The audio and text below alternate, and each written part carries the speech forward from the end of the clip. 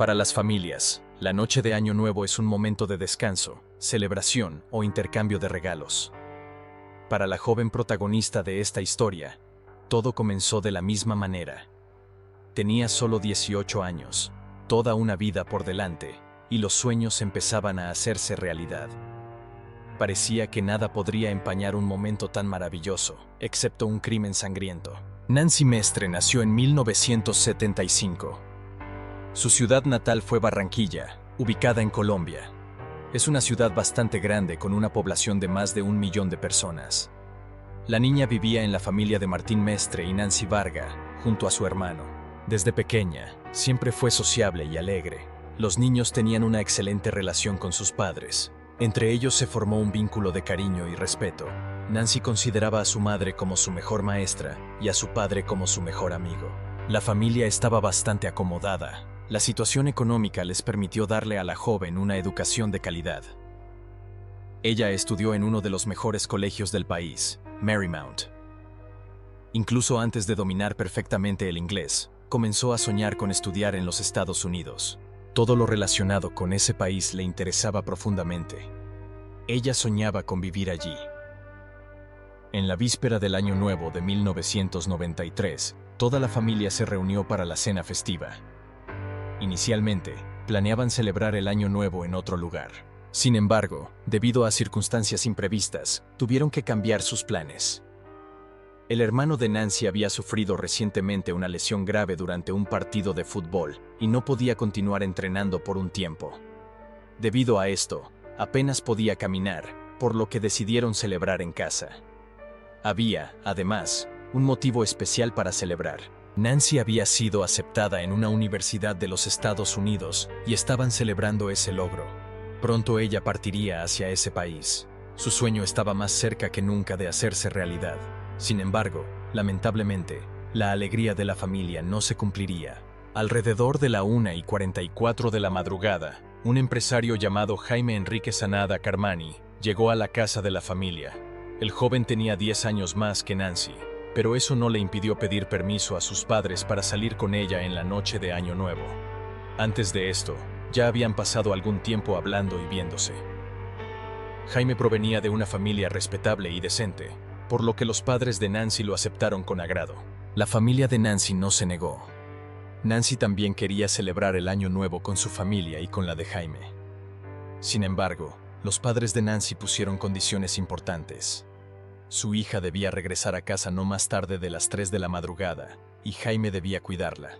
El joven aceptó la condición y salió a divertirse. A la hora pactada, los jóvenes no llegaron a casa, pero al principio esto no preocupó a los padres. Pensaron que los enamorados simplemente habían perdido la noción del tiempo.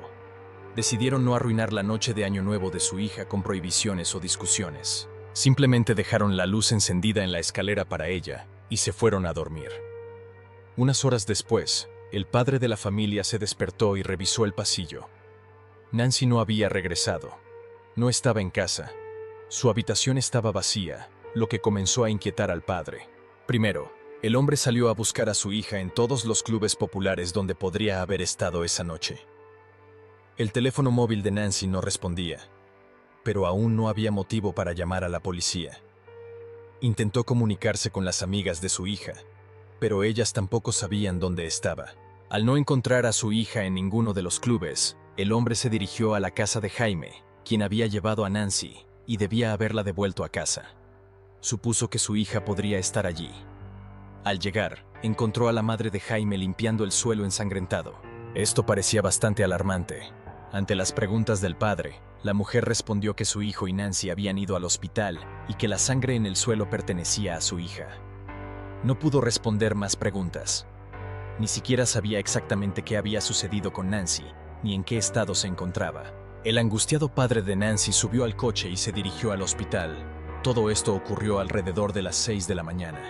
Al llegar al hospital, se encontró con el padre del novio de Nancy, quien le contó una historia increíble. Según él, esa noche Nancy, estando en su casa, había intentado quitarse la vida disparándose en la cabeza con una pistola. El padre no creyó esta historia. Para los padres de Nancy, esto no tenía sentido. Ella nunca había dado motivos para dudar de su salud mental. La joven estudiante era alegre, feliz y, además, acababa de cumplir su sueño de ser aceptada en una universidad en los Estados Unidos. Ella esperaba con ansias este viaje y todo en su vida estaba yendo perfectamente bien. No había motivos para la depresión y mucho menos para quitarse la vida. Tampoco parecía lógico que lo hiciera precisamente en la noche de Año Nuevo, en la casa de un amigo. Esto simplemente no tenía sentido para él. El hombre habló con las enfermeras que recibieron a su hija en el hospital, y ellas compartieron información inquietante. Dijeron que Nancy había sido llevada completamente desnuda. Solo estaba cubierta con una sábana y prácticamente no mostraba signos de vida. En su cuerpo y cabello había rastros de arena, tierra y algunas plantas, como si la hubieran arrastrado por un bosque. Todo esto no coincidía con la historia que le había contado el padre de Jaime. Su hija debía haber pasado la velada en la casa de la familia de Jaime y cenar con ellos. ¿Por qué estaba desnuda? ¿Por qué tenía tierra y plantas en el cabello? Algo claramente no cuadraba. La situación era desgarradora, y Martín estaba lleno de dolor, sabiendo que la vida de su hija pendía de un hilo. El hombre llamó a casa y contó a su esposa lo ocurrido. Al enterarse, toda la familia de la víctima acudió inmediatamente al hospital. Sin embargo, los pronósticos de los médicos no eran alentadores. Los médicos descubrieron lesiones demasiado graves en Nancy que estaban causando complicaciones. La joven luchó por su vida durante 8 días, durante los cuales fue sometida a múltiples cirugías mientras estaba en coma. Los médicos hicieron todo lo posible por salvarla. Sin embargo, no lo lograron. Cuando los médicos informaron a la familia que ya no había esperanzas de salvarla y que necesitaban el permiso para desconectarla de los equipos de soporte vital, los familiares tomaron la difícil decisión de dar su consentimiento. Nancy fue desconectada el 9 de enero de 1994. Entraron en su habitación y comenzaron a cantar una canción de cuna, despidiéndose de su querida niña. Nancy falleció sin recuperar la conciencia y sin poder contar su versión de lo que le sucedió esa fatídica noche de Año Nuevo en la casa de Jaime. Ninguno de los familiares de Nancy creyó en la versión de su novio y acudieron a la policía exigiendo una investigación exhaustiva de todas las circunstancias del caso. También pidieron que se investigara cuidadosamente a la familia de Jaime, que claramente estaba ocultando algo. Los agentes de la ley escucharon las solicitudes de la familia y comenzaron una investigación.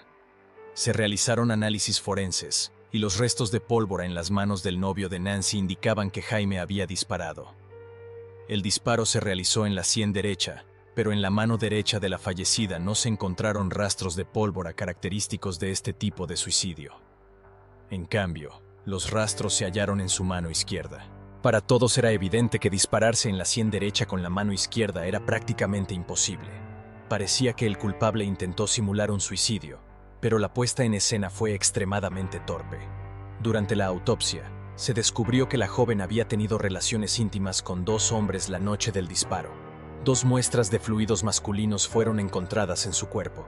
Las múltiples abrasiones, hematomas y otras lesiones en su cuerpo indicaban una fuerte resistencia, lo que significaba que había sido víctima de una violación que intentaron encubrir.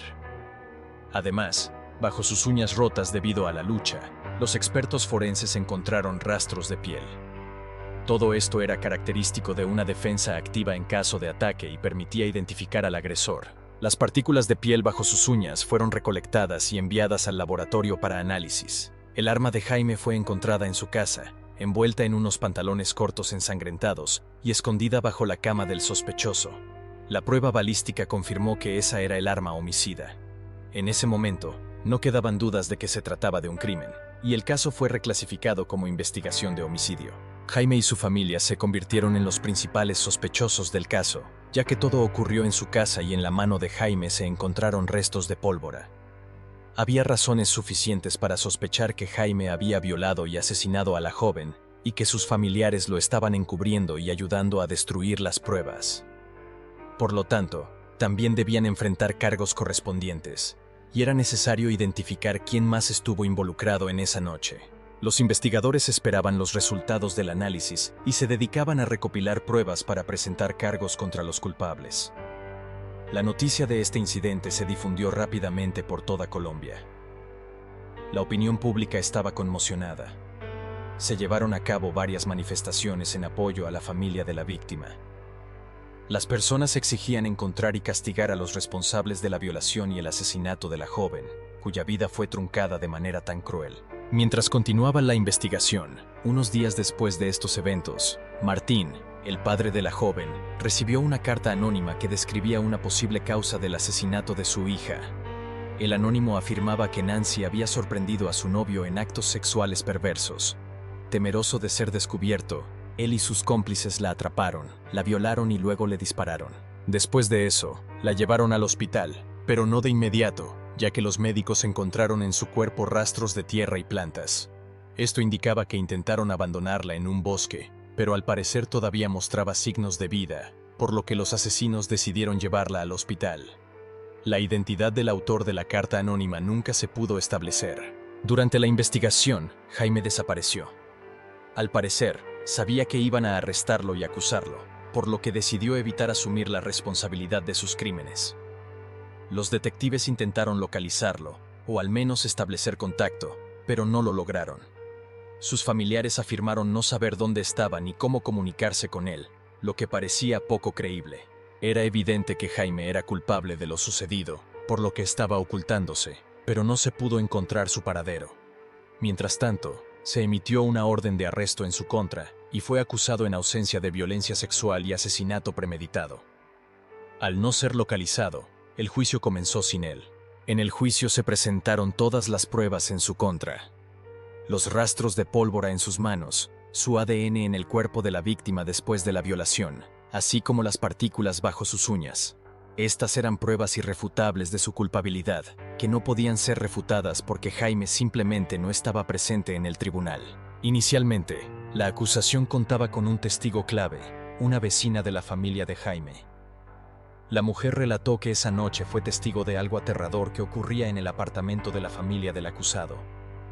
Escuchó a varios hombres gritar y a una joven pedir ayuda.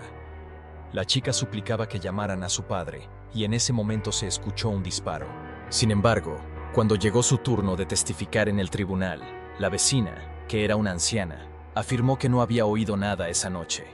Era evidente que había sido intimidada y se retractó de su declaración. A pesar de esto, el tribunal colombiano declaró a Jaime culpable de todos los cargos. El fugitivo fue condenado a 27 años de prisión por violencia sexual y el asesinato premeditado de la joven de 18 años, Nancy. Esto ocurrió el 5 de julio de 1996. La acusación creía que el criminal había huido a los Estados Unidos y se había perdido entre la multitud allí. En abril de 1998, el responsable de la muerte de la joven fue incluido en la base de datos internacional por iniciativa de la policía colombiana.